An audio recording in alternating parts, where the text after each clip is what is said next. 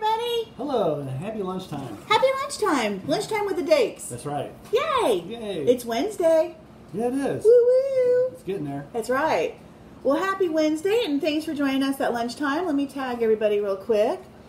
And today is Corinthians 11. We're moving right along. Yeah, we are. We're going pretty fast here. Yeah. I forgot how many chapters are in this book. I want to say like 16 or something. Not many. That's pretty good. Well, we switched it up. I have the first part. Yay.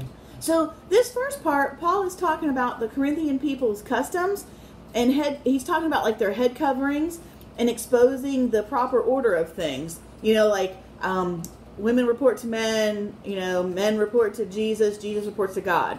And he doesn't say it like that. He says it better than that. But just the proper order of things. And it's all set up. It's not that anyone's lower than anyone else.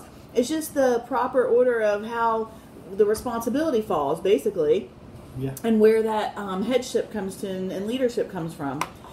He also explains the difference of a principle or a custom and reminds us to follow our conscience with God basically at all times. So, because, you know, some people are making customs law, and it's just a custom. It's not a real law. And same thing with principles. So he's kind of making the difference there for them. Because remember, he's talking to his audience, and they have a lot of outside influences coming in.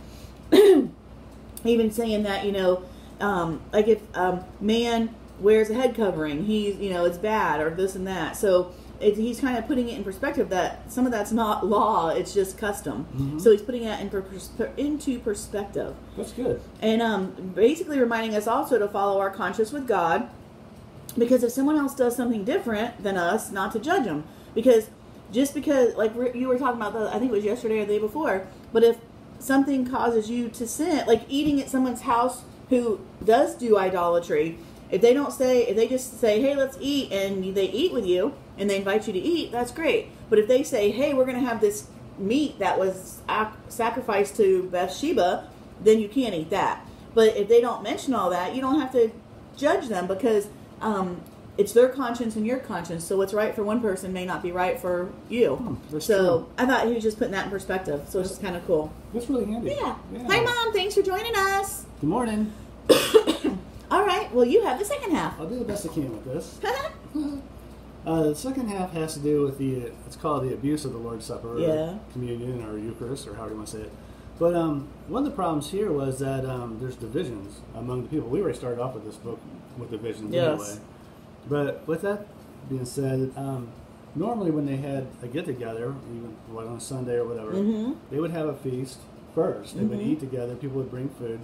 And what happened is a lot of people started getting into cliques. My group, your group. You know, so it almost looks like that today with a lot of that stuff. Yes. But Paul said that, you guys will get in your big cliques, and you rich people will bring all your food and stuff like that. Well, here the poor people are so hungry. And so even at the Lord's table, because the bread and wine was brought by the people. That's how they got it. And so... Like they're missing the point. Yeah, they're missing the point of the fellowship. I mean, the Lord's Supper is a covenant in Christ, and that means we all should be sharing and all should be caring. And the rich need to take care of the, poor. I mean, if you got it and somebody else needs it, help them out. That's how they're supposed to be. It's just our family thing. That's the way God is with us. I mean, not one thing that we get from God, we gave Him first. Right. So we're as poor as we could be compared to that. That's true. That's a good point. Yeah. So the Lord's table, we got to just remember that's a place coming together, that we are part of a covenant family, and it's to remind us that it's because of Jesus, it's because of Christ, and our what we are as richness is Christ. So let's be good to each other, love each other, and be happy. That's pretty. I was reading a little bit of that too. It was talking about even like how they would, get drunk and like just be slothful and eat tons of stuff when, like you said, other people had nothing. So they just were abusing it really far with it. And it was no longer a Eucharist, which means Thanksgiving. It was more of just a gluttony thing. Yeah. So Paul just reminds them in the end just to examine themselves. Where am I with this? Am I loving? Am I Christ-like? So that's pretty. I like how you said we don't have anything without God giving it to us first. So that's cool. No, we don't. That's awesome. Have anything, so. All right, guys. Well, happy lunchtime. Go eat something yummy. Yeah. We had ramen noodles. Yum. Those were awesome. They really were.